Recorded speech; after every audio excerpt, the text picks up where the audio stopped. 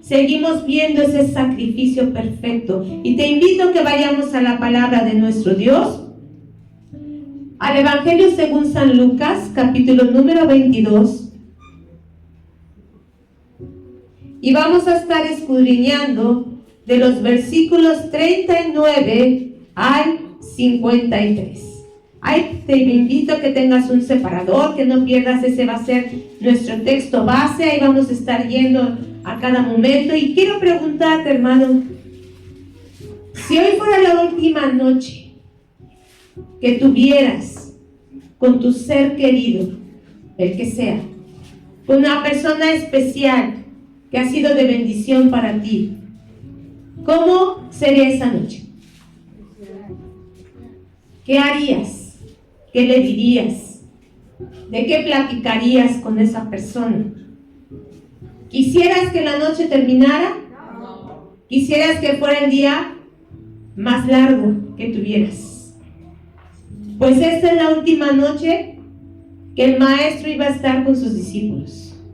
La última noche. ¿Te imaginas ese escenario? Ese momento tan especial. Había estado íntimamente con ellos durante 3 años. ¿Tú en cuánto tiempo te encariñas con una persona? ¿Es fácil que te encariñes con alguien? ¿Es fácil que pronto tengas afín con esa persona y aprendas? Yo creo que habrá alguien, ¿no? No, tal vez no con todos, pero sí habrá alguna persona en especial, sea un amigo, un compañero de trabajo, un familiar. A veces no es ni con papá ni con mamá, a veces es con un hermano, a veces es con un primo, con un tío, con alguien conocido. Y es fácil a veces que uno se encariñe con la gente. Y si le llega a pasar algo, si llega a suceder algo, pues te afecta. Pues estás al pendiente, procuras estar al pendiente de esa persona. El Señor Jesús estuvo pendiente de sus discípulos durante 3 años, intensamente, preocupado siempre por eso, por ellos. Y esta noche no iba a ser la excepción. Esta noche iba a ser de las más largas que pudiéramos decir. Sabemos que todas las noches tienen el mismo horario, ¿verdad? No podemos decir esta duró 13 horas y la otra 15 y esta 9, no. Pero ¿a qué se debe que decimos es largo el tiempo o es corto el tiempo? ¿A qué se debe? Al estado que emocional que tengamos, ¿verdad? Hay veces que, por ejemplo, ahora que me tocó hacer guardia en casa de mi papá, ¿no? En el hospital con mi papá, no sé, a mi hermano que también él estuvo la primera noche, si se le hizo larga o si se le hizo corta, pero la verdad que hay momentos en los que se hacen muy largos de estar ahí, porque no se acomoda uno, porque por más que quieres tú entretenerte en algo, no, es muy difícil, ¿no? Hay noches que se hacen muy pesadas y hay otras noches en que dices, ¿a poco ya pasó? Si apenas sentí que cerré los ojos, ¿no? O apenas, así pasa, depende del estado emocional. Esta noche era una noche muy especial, donde pasaron muchas cosas, donde el maestro enseñó mucho. No solamente es lo que hemos conocido, lo que hemos escuchado, estamos escudriñando más profundamente la palabra de nuestro Dios. Y dice en el versículo número 39, y saliendo, 2 palabras, y saliendo. ¿De dónde venía saliendo el Señor Jesús? ¿De qué lugar? Del aposento alto, del lugar donde se había preparado la Pascua y donde el Señor iba a pasar los últimos momentos con los discípulos. Ese aposento alto es el lugar especial donde dice el Señor Jesús, cuánto he deseado que llegara este momento. Y entonces el Señor Jesús empieza a hablar con ellos. Y no solamente ves el escenario de la Santa Cena, como ponen, como han dibujado, no solamente es ese escenario, no solamente fue esa enseñanza, fueron muchas. Y es lo que estamos viendo ahorita con nuestro hermano Josué. Por cierto, es un comercial, hermano, los invitamos a que vengan los días viernes. Estamos viendo el sermón en el aposento alto. No fue una sola enseñanza, no fue algo simple que pasó, fue una noche larga llena de mensaje, de palabra. El maestro se iba a ir ya. El maestro ya no los iba a ver a ellos. Era la última noche, los últimos momentos con sus discípulos. Así que el Señor Jesús, ¿te imaginas cómo estaba su corazón? ¿Cómo estaba ese momento? Cada instante Él no paró de enseñar, no paró de hablar, no paró de decirles: tienen que estar atentos porque va a pasar esto, va a pasar lo otro, va a pasar aquello, tú vas a hacer esto, tú vas a hacer lo otro. ¿Te imaginas? ¿Te imaginas todo lo que ese momento? Y es lo que estamos escudriñando, porque solamente el apóstol Juan es el que relata ese sermón. Los demás muestran 2 enseñanzas o 3 importantes, que es la institución de la Santa Cena y es cuando Él les lava los pies. Anuncia la negación de Pedro, ¿sí? Y otras cosas, pero en Juan está cargado, son 5 capítulos, hermano, del capítulo 13 al capítulo número 17, 5 capítulos de las palabras del sermón del maestro. Entonces aquí dice: y salieron de ese aposento alto, salieron de ese lugar especial. ¿Cómo crees que salieron de ese lugar? Después de las últimas palabras del maestro. Era una noche de muchas emociones. Había gozo, pero también había tristeza. Había enseñanza, pero también enojo, porque alguien le iba a traicionar. Imagínate estar en la última noche y dice: tú me vas a traicionar. Y ven que se sale, y ven que le da de comer, pero tú me vas a negar. Y todos los demás van a hacer esto, pero el otro, y empieza el maestro. ¿Cómo salieron de esa noche? Tanta información, tantas cosas. ¿Tú crees que los discípulos captaron todo? ¿Pudieron captar todo en ese momento? Si cuando uno está en una noche tan especial, a veces hay un shock. Cuando te dan una noticia, viene un shock. El simple hecho de decir: ya no voy a estar con ustedes. El simple hecho de que alguien se despida de ti. Por eso te digo, un ser querido. Cuando es las últimas palabras de tu familiar que ya no lo vas a volver a ver, ¿se te olvida? No. ¿Y cómo estás? ¿Cómo estás? O sea, son muchas cosas las que suceden. Así estaban los discípulos. Y dice: y saliendo, se fue como solía al monte de los olivos, y sus discípulos también le siguieron. No dice que el Señor Jesús, saliendo de ahí, se fue a su casa a acomodar sus cosas. O dijo: no, pues me voy a echar una pestaña porque lo que viene está bien duro. No, dice que se fue como solía, o sea, como acostumbraba a hacer. ¿A dónde se fue? Al monte. Al monte. ¿Y a qué se va al monte? ¿A qué fue al monte el Señor Jesús? El monte tiene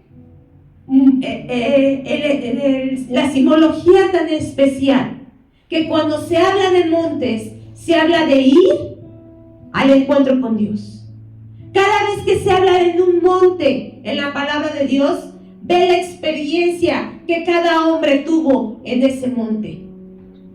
Ir al monte es: voy al encuentro con Dios. Ir al monte es: tengo una experiencia con Él. Ir al monte es: hay una enseñanza. Ir al monte puede ser: hay un llamado. Ir al monte es: fuego que desciende del cielo. Ir al monte es: va a haber conquista. Y ubícate, si te hablo de esto, ubica los personajes. ¿Lo estás ubicando? ¿Estás entendiendo que cada uno tuvo una experiencia? Ir al monte es también victoria, señal de victoria. En esta ocasión, ir al monte era ir al quebrantamiento. Ir al quebrantamiento. Y el Señor va al monte de los olivos, como solía hacer muchas veces. Sabemos que el Señor Jesús en el día enseñaba, y en la noche, ¿qué hacía? Se iba a orar. Se iba a orar. Y en esta ocasión, como en otras, fue al monte de los olivos. Y dice el versículo 40, cuando llegó a aquel lugar, ¿de qué lugar está hablando? Está en el monte de los olivos, pero dice, cuando llegó a aquel lugar, en el monte de los olivos, acostumbraba ir el Señor Jesús al huerto de Getsemaní. El huerto de Getsemaní era un lugar especial donde el Señor acostumbraba ir con sus discípulos. ¿Y alguien sabe qué significa Getsemaní? Me los acababa de decir el pastor. Dije, no, pastor, no se meta con mi tema. Pero solamente di una salpicadita. ¿Qué significa Getsemaní? ¿Pastor? La prensa de aceite. Eso es lo que significa Getsemaní. Porque ahí hay muchos olivos. Por eso era el monte de los olivos. Y se fabricaba el aceite. Para fabricar el aceite se tienen que machacar las olivas. No solo apretar, es machacar las olivas. Y lo hacían por capas. Haz de cuenta que ponían olivas y las apretaban y luego ponían peso encima para que siguieran apretando y más peso encima hasta exprimirlas en su totalidad. Y sabes que lo primero, el primer aceite, el primer líquido que sacan de esas olivas es color sangre. No es como el que vemos en las botellas, sino el primer aceite que ellas sacan es color sangre. Y a ese huerto fue a orar nuestro Señor Jesucristo, porque a Él le gustaba estar ahí, en esa comunión, en ese lugar. Qué casualidad, ¿no? Vimos que al Señor le gustan los huertos. ¿Se acuerdan que eso vimos el domingo? Sí. Que al Señor le gustan los huertos. ¿Qué pasó en el primer huerto? ¿Se acuerdan? En el huerto de Edén. ¿Qué pasó allí? Vino la caída ¿de quién? Del hombre. En un huerto vino la caída del hombre. Pero en este huerto venía su restauración. Porque ahí va a estar nuestro Señor Jesucristo, en ese huerto. Y dice, cuando llegó a aquel lugar les dijo, orad, que no entréis en tentación. El Señor Jesús iba a orar, pero también les pidió a ellos que lo hicieran. ¿Tendrían necesidad de ponerse a orar los discípulos? ¿Tenían necesidad? ¿Tú qué crees? Sí. Claro que sí. Claro que sí, era el momento más importante donde ellos tenían que orar. ¿Por qué? Porque iban a venir muchas cosas. Solamente el Señor Jesús, ¿iba a pasar por momentos difíciles? No. ¿Solo Él? No. Por lo menos Pedro, él iba a pasar uno de los momentos más difíciles. No solamente iba a negar al Maestro, sino anteriormente el Señor le dijo que Satanás lo había pedido ¿para qué? Para acariciarlo. No, ¿para qué? Ser zarandeado como a trigo. ¿Y qué dijo el Señor? Pero yo le dije que no te tocaba. No. Le fue concedido. Pero yo he orado para que tu fe no falte. ¿Es necesario que pasemos por pruebas? Sí. ¿Satanás nos pide? Sí. ¿Dios lo puede conceder? Sí, pero Él intercede por nosotros. Él intercede por nosotros, no nos deja solos. Él le dijo, yo he orado para que tu fe no falte. El Maestro oró por él. Pero no solamente él, todos, dice ahí en el sermón del aposento alto, todos se van a escandalizar. No va a haber uno solo, todos. Si digan, tú vas a negar al Maestro, no, ¿cómo crees? Ah, no, yo voy a negar al maestro. ¿Cómo crees? Tú vas a negar al maestro. ¿Cómo ves? Y era necesario que se pusieran a orar. Dice, orad para que no entren en tentación. Orad para que soporten la prueba. El Señor hasta el último momento les insistió la importancia de orar siempre y no desmayar. Ejemplo les dio hasta el último momento. Entonces les dice, pónganse a orar.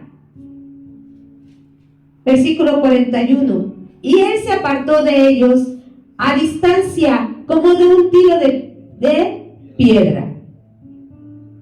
¿Qué será un tiro de piedra? ¿Será muy lejos? Más o menos, ¿no? Ni tan lejos, ni tan cerca. Lo necesario para que ellos lo vieran y lo oyeran, pero también lo necesario para él estar a solas. Qué importante era este momento para todos, pero el Señor Jesús necesitaba su momento a solas, pero que ellos vieran lo que él estaba haciendo.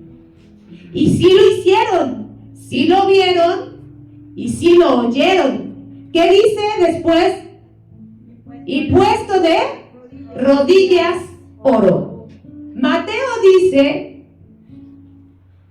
que él puso su rostro sobre la tierra. Marcos dice que se postró en tierra. Y Lucas vio que se postró de rodillas. Entonces los tres dan testimonio de que lo vieron, ¿sí? Lo vieron que se postró de rodillas. Y fíjate que en esos tiempos no era tan común orar así. Se oraba de pie. ¿Se acuerdan de la oración del fariseo y del publicano? ¿Cómo estaba el fariseo? De pie. ¿Y el publicano cómo estaba? De rodillas, ¿sí? Se acostumbraba a orar de pie, pero aquí estaba en una posición de humillación, total humillación, y se postró de rodillas, puso su frente en el piso. No solo se inclinó de rodillas, sino que puso su frente en el piso, total humillación del maestro. Y les estaba mostrando también a los discípulos que ellos así se tenían que humillar, que así es en la posición en la que tenían que orar. Y no solamente eso, sino dice en Mateo y en Marcos que él comenzó a angustiarse y a entristecerse en gran manera. O sea, no solamente vieron la posición física, sino que también vieron ¿qué? Su rostro. Su rostro. ¿Cómo es la expresión de una persona que empieza a entristecerse, que empieza a angustiarse? ¿Cómo es? ¿Cómo se empieza a demudar ese rostro? Tú claramente ves a una persona al rostro y dices, este trae un problema bien fuerte. O lo ves al rostro y dices, no, ni me le acerco. O ves al rostro y alguien dice, ay, qué contento. ¿Por qué? Por la expresión. Y los discípulos vieron la expresión y vieron cómo cuando el Señor se iba a poner a orar, empezó a entristecerse y empezó a angustiarse de gran manera. Lo vieron, pero también lo oyeron, diciendo, Padre, si quieres, pasa de mí esta copa. ¿Cómo les enseñó el Señor Jesús a orar cuando le dijeron los discípulos, enséñanos a orar? ¿Cómo empieza? Padre nuestro. Lucas escucha que le dice Padre, Mateo escucha que dice Padre mío. Y Marcos escucha que dice Abba Padre. Ellos escucharon eso. ¿Cómo se dirigía al Padre? ¿Sí? La expresión Abba Padre es la expresión más profunda que se puede decir en arameo. Es la expresión con amor, con reverencia, con intimidad. Es decirle, papito te amo, papito mío, papacito lindo. Eso es lo que significa Abba Padre. Y de esa manera empezó a orar el Señor Jesús. Y le dice, Padre, si es posible, pasa de mí esta copa. ¿A qué copa se refería? ¿Tenía sed? ¿Iba a venir calor? ¿Iba a estar cansado? ¿Estaba cansado? ¿Qué significa la copa? Cuando leemos en los profetas, ¿de qué nos habla la copa de Dios? De ira, de castigo. El castigo venía. No era tanto la muerte. Si era la muerte, el Señor Jesús estaba dispuesto a morir. Ese no era su temor. Esa no era su angustia. Esa no era su tristeza. El morir no era. Era todo lo que iba a pasar para llegar a esa cruz y lo que iba a pasar en esa cruz.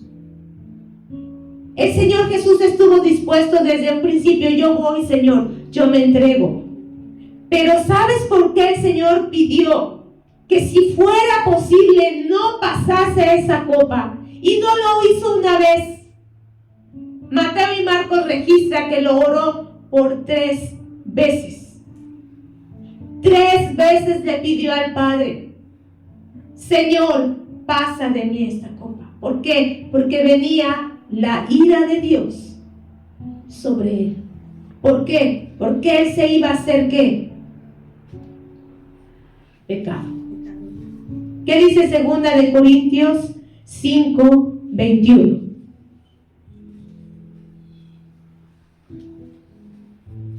Al que no conoció pecado, por nosotros lo hizo pecado, para que nosotros fuésemos hechos justicia de Dios en él. En la mañana el pastor nos estaba enseñando acerca de la importancia de ser intercesores y de ser predicadores, y que nuestro México querido y lindo está a punto de recibir y está recibiendo ya el castigo de Dios. ¿Por qué? Por el pecado, por la maldad, por la idolatría, por la indolencia, por la violencia, por tantas cosas que están pasando en nuestro México.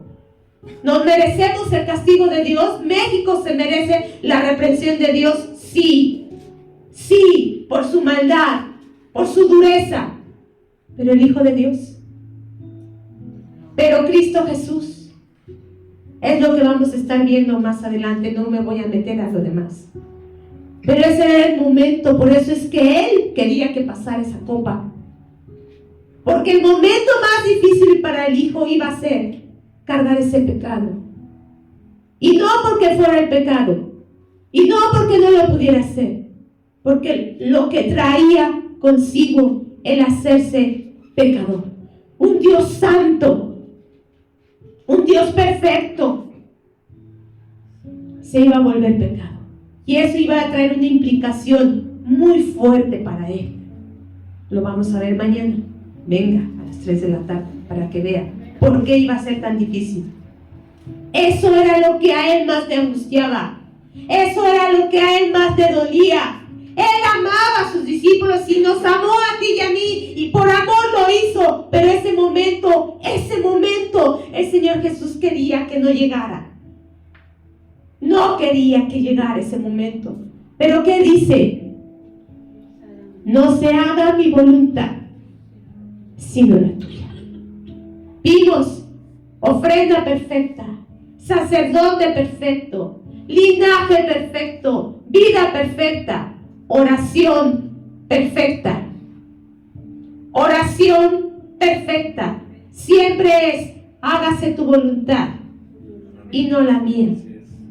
Siempre es: ruega a Dios, ora a Dios, pero no le reclames: ay, Señor, si yo soy tu consentido, porque a mí, Señor, ¿y ahora qué traes conmigo? Recuerda que todo tiene un propósito en nuestras vidas. Sabemos que no es fácil pasar por pruebas difíciles, y nadie de nosotros quisiéramos escuchar que Satanás nos ha pedido. ¿Qué sentirías de escuchar eso? Satanás te pide y te va a zarandear. ¿Qué harías? ¿Cómo te sentirías? Ninguno de nosotros quisiera escuchar eso, pero es una realidad. Y todos nosotros tenemos que pasar por diversas pruebas. El problema es cómo estamos orando. Tomemos el ejemplo del Maestro. Tomemos el ejemplo del sacrificio perfecto. Que aun cuando sabía que ese momento tan difícil iba a venir, y le pidió al Señor, si es posible, hazlo, pero no se haga mi voluntad, sino la tuya.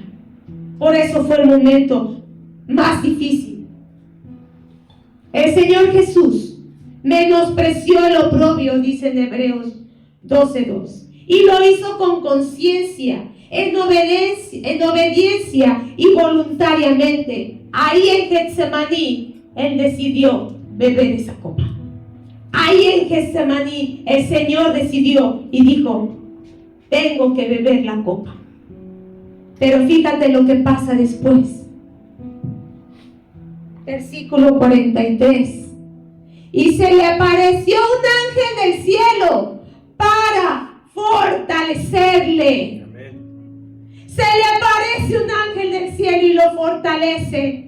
Viene el Señor y tiene misericordia de él. Oración contestada. Oración contestada. No como él quería, sino como el Padre quiso contestar. ¿Qué le dijo el apóstol Pablo? Señor, él pedía 3 veces por una necesidad que tenía. ¿Y qué le dice el Señor? Bástate mi gracia, porque mi poder se perfecciona en tu debilidad. Oración contestada. ¿Quieres que Dios conteste tu oración? Que se haga su voluntad y no la tuya. Somete tu voluntad. Deja de hacer lo que tú quieres. Deja de controlar todas las cosas. Van a venir momentos difíciles, pero es su bendita voluntad y Él va a estar ahí para fortalecerte. Él va a mandar su ángel, va a mandar su palabra para fortalecer tu vida. ¿Y sabes qué? Tú vas a alegrar su corazón. Él se va a complacer. Recuerda que el Señor dijo, este es mi Hijo amado en quien yo me complazco. Complace al Señor, rinde tu voluntad. Y dice, y estando en agonía, oraba más intensamente, y era su sudor como grandes gotas de sangre que caían hasta la tierra. En su agonía Él no dejó de orar.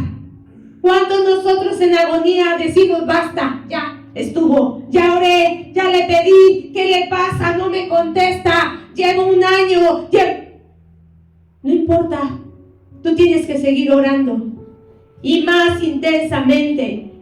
¿El Señor reclamó? ¿El Señor dijo algo? No, Él dice que seguía orando, y tal fue su intensidad, tal fue su agonía, que llegó al clímax. Al clímax, al momento más angustioso, en donde Él puso todo su ser, ahí derramó su ser. Dice que su sudor. ¿Te imaginas cómo fue esa oración? ¿Te imaginas cómo vieron los discípulos que caía sudor? ¿Has visto a alguien orando y que le caiga sudor de esa manera? ¿Has visto a alguien corriendo y que esté sudando y agitado? ¿Has visto a una persona en crisis? ¿Cómo se ve la persona en crisis? Pero ve, aquí llegó que sus vasos sanguíneos se dilataron tanto, los vasos sanguíneos del Señor. Empezó a brotar todo en esa sangre que Él tenía, y ahí empezó a dilatarse su sangre, sus vasos sanguíneos, que ese sudor se veía como gotas de sangre. Por eso Él estaba en el Getsemaní, en la prensa del olivo. El Señor estaba siendo prensada su humanidad, prensada su voluntad, prensada su carne. Y a veces nosotros, por una simple prueba, ay, Señor, no me toques. Ay, ¿por qué eres tan duro conmigo? Y siendo que no lo merecemos, y siendo que es consecuencia de nuestro pecado. Ni siquiera es porque te estás santificando, ni siquiera es porque te estás apartando, es consecuencia de nuestro pecado muchas veces. Pero el Señor en su agonía oraba más e insistía más.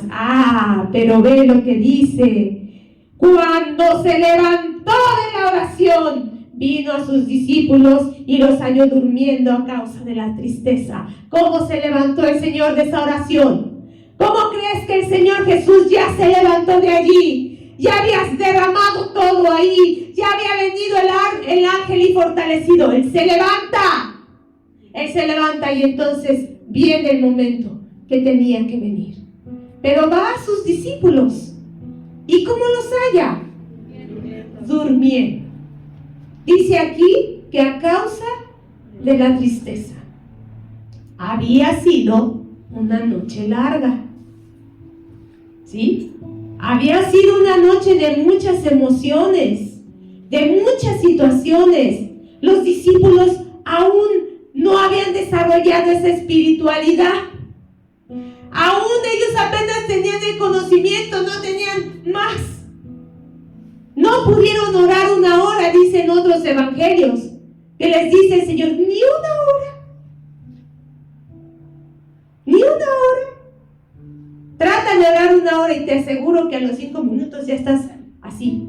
Porque así es el ataque del enemigo. Así es. Cuando en el momento que tú dices, ahora sí voy a orar, te quedas dormido, ya no te dan ganas, dices mañana, pasan muchas cosas. Y aquí no fue la excepción.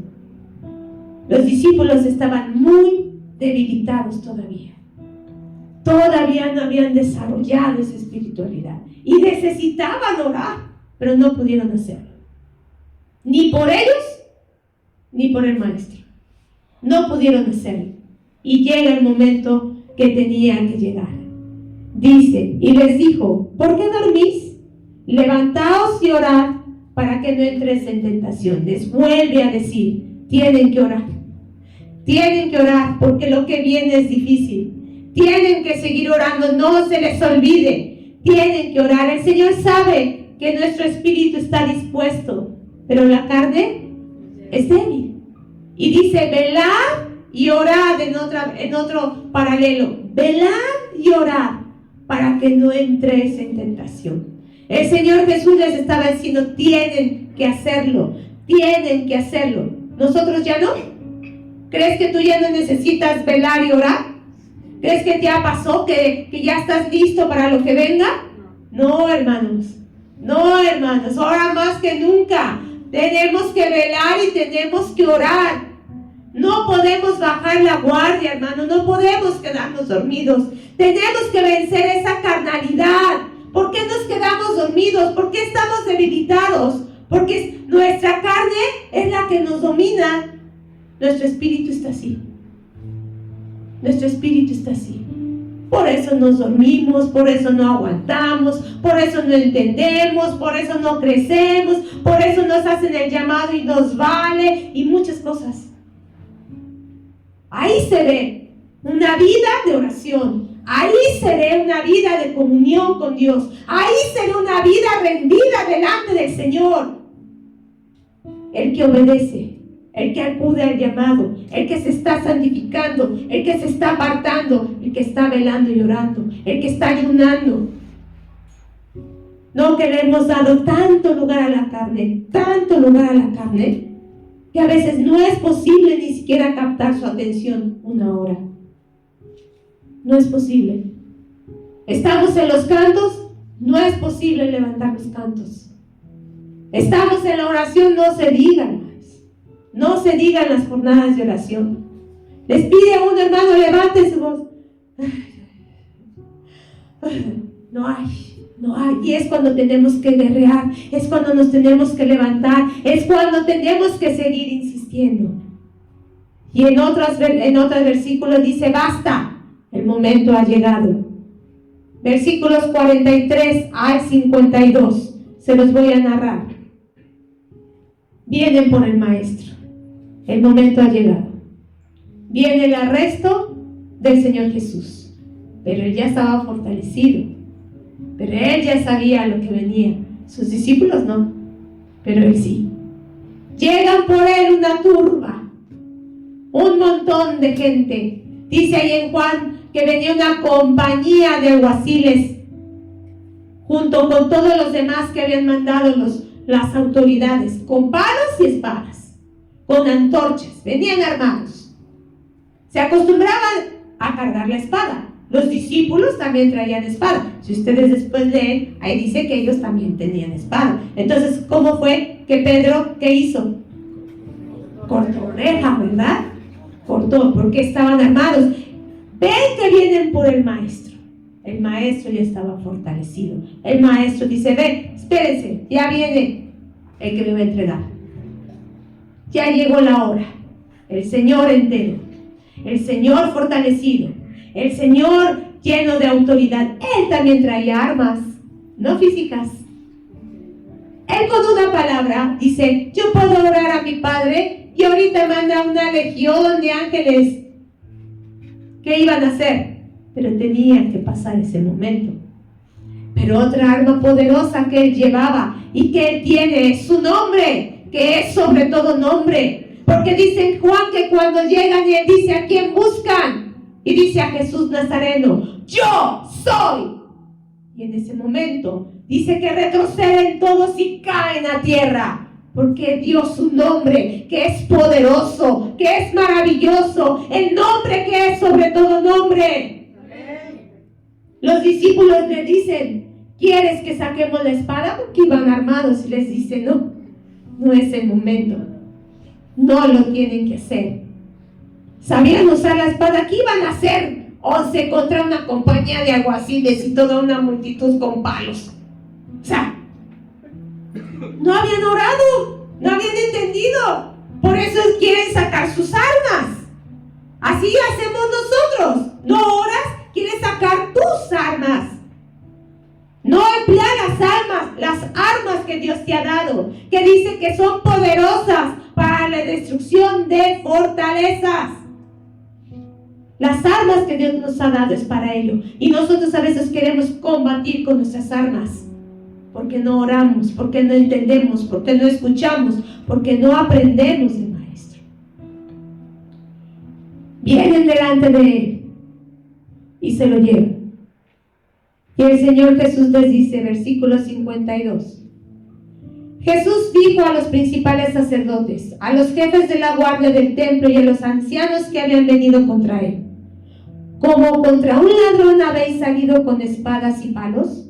Habiendo estado yo con vosotros cada día en el templo, no extendiste las manos contra mí, mas esta es vuestra hora y la potestad de las tinieblas. Fíjate nada más, hemos visto cómo el Señor esconde las cosas para que el enemigo sea burlado. Y sí que iba a ser burlado. Aquí les dice, yo estaba todos los días con ustedes y nunca me prendieron, pero esta es su hora. Un poco de tiempo le dio a las tinieblas. Un poco de tiempo le dio a sus adversarios físicos y a sus adversarios espirituales. Pero ¿para qué era ese poco de tiempo? Ellos creían que ya estaban ganando. Ellos creían que su plan estaba funcionando, pero torpes. Ese era el plan del Señor. Venía algo poderoso, venía algo maravilloso, porque venía la victoria del Salvador sobre todas las cosas. Dice, un poco de tiempo. Ellos creían, ay, ¿te imaginas al diablo? ¿Te imaginas a los enemigos? Dios iba a burlarse de ellos.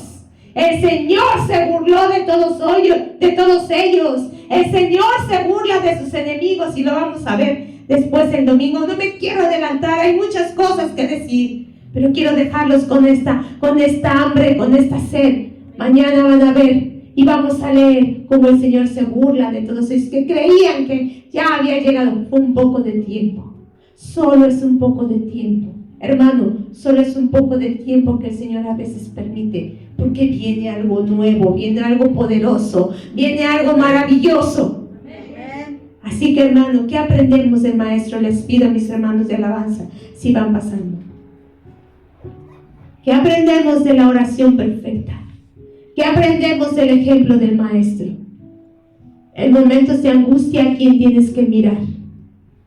En momentos de necesidad, ¿a quién tienes que mirar? ¿A quién tienes que escuchar? Ve al Maestro. Escucha las palabras del Maestro. Él te va a decir lo que tienes que hacer en ese momento de angustia, de necesidad. No reclames. Sí, a veces nos enojamos, pero no reclames. No te pongas al tú por tú con el Señor. Pide que se cumpla el propósito en tu vida. Él tiene propósito en todo lo que nos pasa, en todo lo que nos sucede, para que después glorifique su nombre, para que pues entiendas y digas: Señor, para esto me permitiste pasar por este valle de oscuridad. Dice la palabra de Dios que cuando a Sadrach, Mesach y Abednego estuvieron en el horno de fuego, ¿el Señor fue y los sacó? ¿Qué hizo el Señor? Se metió con ellos. Se metió con ellos. Y esa es la promesa de nuestro Dios, que Él va a estar con nosotros en todo momento. Dice: si pasas por las aguas, no te anegarás. Si pasas por el fuego, la llama no arderá en ti.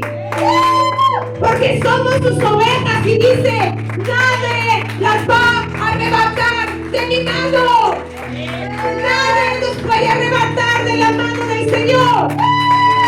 Levántate, hermano. Te pido que te pongas de pie y levántate en oración. Levántate en comunión con Dios. Deja tu pasividad, deja tu flojera, deja tu tristeza, dejas de estar ignorando las palabras del Maestro. Nos llama a velar, nos llama a orar, nos llama a interceder, nos llama a seguir.